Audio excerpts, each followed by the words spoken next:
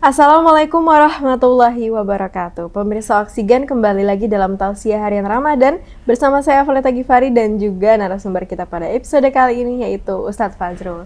Assalamualaikum Ustadz Fazrul. Waalaikumsalam warahmatullahi. Bagaimana Ustadz? Ya. Sehat Ustadz? Alhamdulillah sehat selalu. Berkat doanya, puasanya juga lancar, alhamdulillah. Mudah-mudahan pemirsa Oksigen juga sehat semua nih di rumah. Dan pastinya pada episode kali ini kita akan bahas pembahasan yang menarik, yaitu mengenai doa yang dijabah oleh Allah Subhanahu wa Ta'ala nih Ustaz. Sudah siap Ustaz untuk memberikan rahasianya? Oke, silakan Ustaz. Bismillahirrahmanirrahim. Bismillahirrahmanirrahim. Assalamualaikum warahmatullahi wabarakatuh. Waalaikumsalam. Alhamdulillahi wa kafa wassalatu wassalamu ala nabiyyina al-mustafa wa ala alihi wa sahbihi ahlu sidqi wal wafa. Amma ba'd. Sahabat Oksigen yang dimuliakan Allah Subhanahu wa Ta'ala, bersyukur kita kepada Allah Subhanahu wa Ta'ala sampai detik ini kita dimampukan Allah Subhanahu wa Ta'ala masuk di bulan suci Ramadan dan mengambil keberkahan-keberkahan yang ada di bulan suci Ramadan. Mudah-mudahan Allah Subhanahu wa Ta'ala mengijabah segala doa-doa kita, termasuk apa yang kita doakan di bulan suci Ramadan. Apalagi tema kita pada hari ini itu berbicara tentang doa yang diijabah oleh Allah Subhanahu wa Ta'ala. Doa itu adalah sebuah amalan yang mulia, amalan agung di sisi Allah Subhanahu wa Ta'ala. Bahkan dengan doa inilah bisa mendekatkan apa yang jauh, bahkan menjauhkan apa yang dekat, mencegah sebuah kemudaratan dan mendatangkan sebuah kemaslahatan. Itulah doa. Makanya tiada nabi kecuali ia berdoa kepada Allah Subhanahu wa Ta'ala. Tiada orang soleh kecuali dia berdoa kepada Allah Subhanahu wa Ta'ala. Karena di dalam hadis dikatakan ad-du'a'u huwal ibadah. Doa itu ibadah. Jadi jangan kita remehkan doa. Bahkan Allah mengatakan wa qala rabbukum ud'uni astajib lakum. Wahai hamba-hamba Allah, berdoalah kalian kepada Allah. Kata Allah, astajib lakum. Kamu akan aku kabulkan doamu. Ketika kita berdoa, maka akan dikabulkan oleh Allah Subhanahu wa Ta'ala selama antum muqinuna bil ijabah. Di dalam hadis kita doa dan kita yakin diijabah Allah Subhanahu wa Ta'ala, maka disitulah doa kita akan diterima Allah Subhanahu wa Ta'ala. Bahkan dalam hadis yang lain dikatakan ma'alal ardi muslim yad'u. Ya, siapa saja orang yang beriman, muslim berdoa kepada Allah Subhanahu wa Ta'ala illa atahullah, kecuali Allah memberikan apa yang dia inginkan. Atau dari doa tersebut Allah Subhanahu wa Ta'ala menjadikan keburukan yang akan datang baginya keselamatan, atau doanya dipending dan akan diberikan di waktu yang tepat. Bahkan dikatakan di dalam hadis tersebut, bagaimana kalau kita memperbanyak doa kalau begitu ya Rasulullah? Kata Rasulullah, maka Allah juga akan memberikan kalian lebih banyak lagi.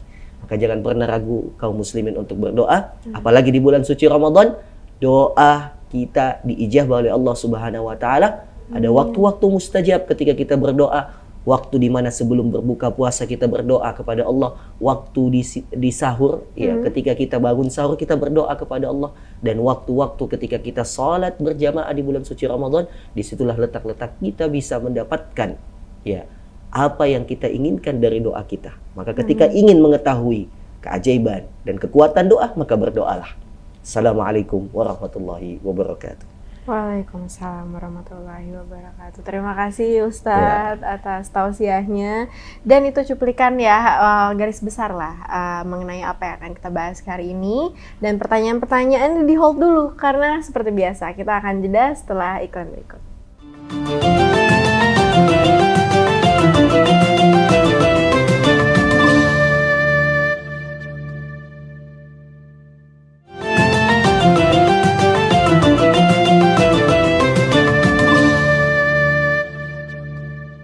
Ya, pemirsa Oksigen, alhamdulillah kembali lagi dalam Tausiah Harian Ramadan bersama saya Valeta Gifari dan juga Ustadz Fazrul nih pada episode kali ini.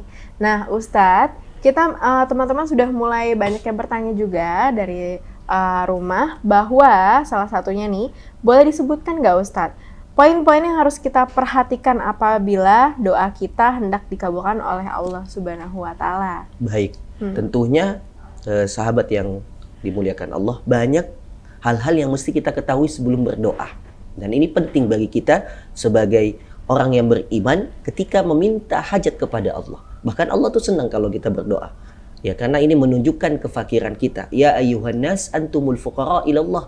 Wahai manusia, antum itu fakir. Kita ini fakir. Ya, butuh Allah. Jadi orang yang berdoa itu butuh Allah. Dan Allah tidak akan menyanyiakan doa kita. Tetapi ingat, ketika berdoa harus ada adab-adabnya. Nah, adab yang pertama, kita harus betul-betul menjaga keyakinan kita bahwasanya doa kita diijabah Allah. Karena Allah tidak akan menolak doanya orang yang beriman. Yang kedua, menjaga adab berdoa. Melihat pakaian kita bersih atau tidak. Ya, melihat tempat kita berdoa baik apa tidak tempatnya. Ya, kemudian setelah itu kita mengangkat tangan. Karena Rasulullah itu dalam hadis ketika dia berdoa, kata para sahabat, sampai terlihat ketiaknya. Saking tingginya Rasulullah mengangkat tangan. Ya, mengadahkan tangan ke langit untuk meminta kepada Allah Subhanahu wa taala. Kemudian mulailah doa kita pertama dengan tahmid atau pujian kepada Allah. Karena Allah senang dipuji. Kemudian salawat kepada Rasulullah. Kemudian kita mulai meminta hajat-hajat pribadi kita.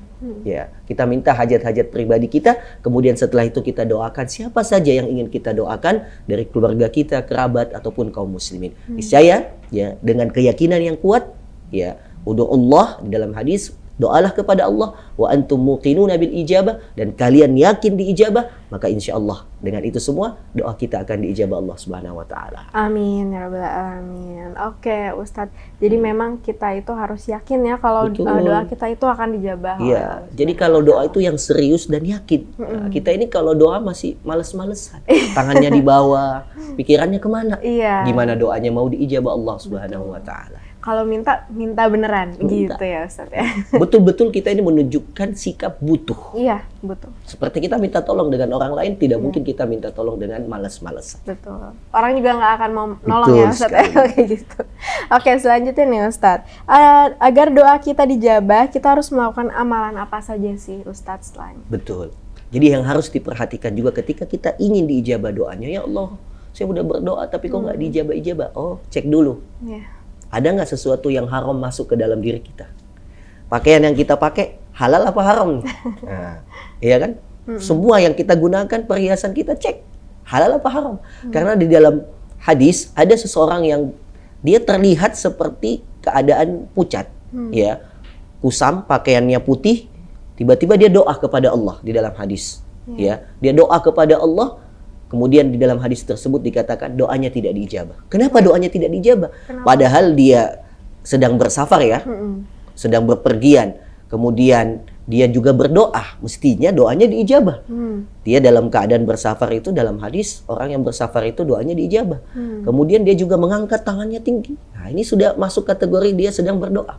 Tapi kenapa doanya tidak diijabah? Ternyata ya dikatakan di dalam hadis ini, mat'amuhu haram, makanannya yang dia makan haram, malbasuhu haram, pakaiannya yang dia gunakan haram, wa ghudhiya bil haram, dia lahir dalam keadaan haram juga.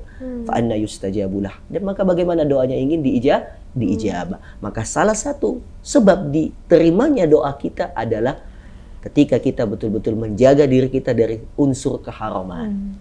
Jadi dicek itu dulu semua. Boleh jadi selama ini kita doanya tertolak karena ada sesuatu yang masuk ke dalam diri kita atau kepada keluarga kita, sesuatu yang haram. Yang tidak diridhoi Allah. Itu sebabnya doa tidak sampai kepada Allah. Oke, siap Ustadz. Selanjutnya nih Ustadz, waktu-waktu berdoa yang paling baik agar dijabah oleh Allah Subhanahu wa taala tuh kapan aja sih Ustadz? Iya. Nah, ini juga penting untuk kita ketahui karena doa itu penting kapanpun kita lakukan. Ya, tidak terikat waktu sebenarnya. Kapanpun kita butuh berdoa. Tetapi memang ada waktu-waktu di mana Allah itu menjadikan kehidupan kita ini, ya, yang di dalamnya diisi dengan bulan, tahun, ada bulan yang mulia, bulan Ramadan. Ya. Ada hari yang mulia, hari Jumat.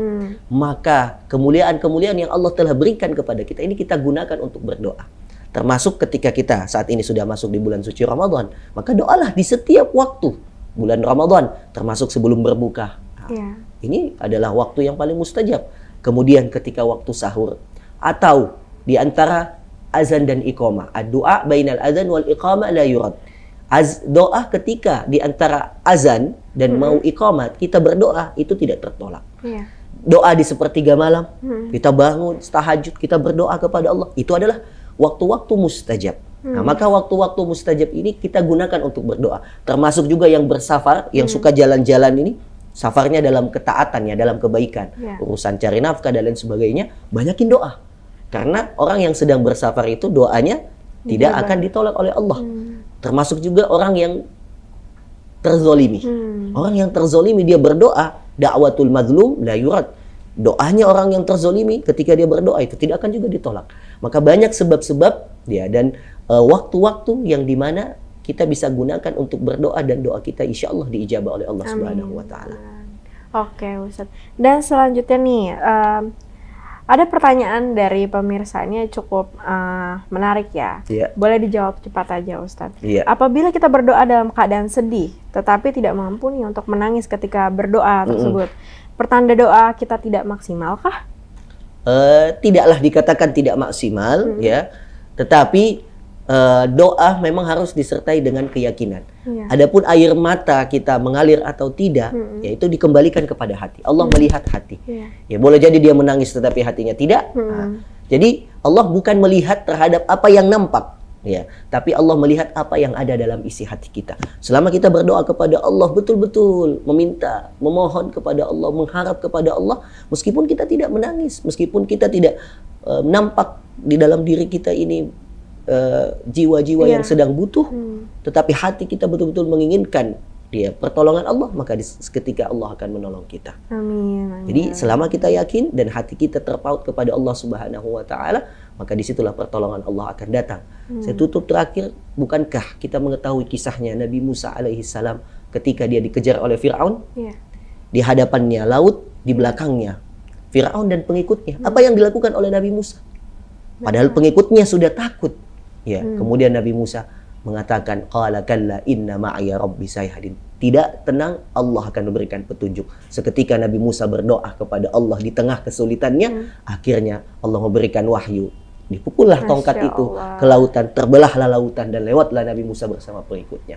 Doa. Inilah keajaiban dan mukjizat doa. Ketika kita betul-betul berdoa kepada Allah, niscaya akan diberikan oleh Allah Subhanahu wa Ta'ala jalan keluar dari setiap permasalahan hidup kita. Amin ya Rabbal Alamin. Aduh, Ustadz menyentuh hati saya sekali ya. Saya sampai berlinang-linang nih. Oke Ustadz, terima kasih ya sudah memberikan tausiah pada episode kali ini. Sama-sama. Doa yang dijabah oleh Allah Subhanahu wa Ta'ala. Jadi teman-teman bisa lihat ya, kalau doa memang harus betul-betul niatin dari hati, bahwa kita itu niatnya butuh sama Allah, seperti itu. Dan setiap apapun, kapanpun kita bisa berdoa sama Allah Subhanahu wa Ta'ala. Seperti itu ya pemirsa Oksigen. Karena kita sudah mau mendekati waktu berbuka puasa, jadi saya, Afifah Farida, dan juga Ustadz Fazrul pamit undur diri. Sampai jumpa di episode selanjutnya pada setiap harinya. Wassalamualaikum warahmatullahi wabarakatuh. Waalaikumsalam.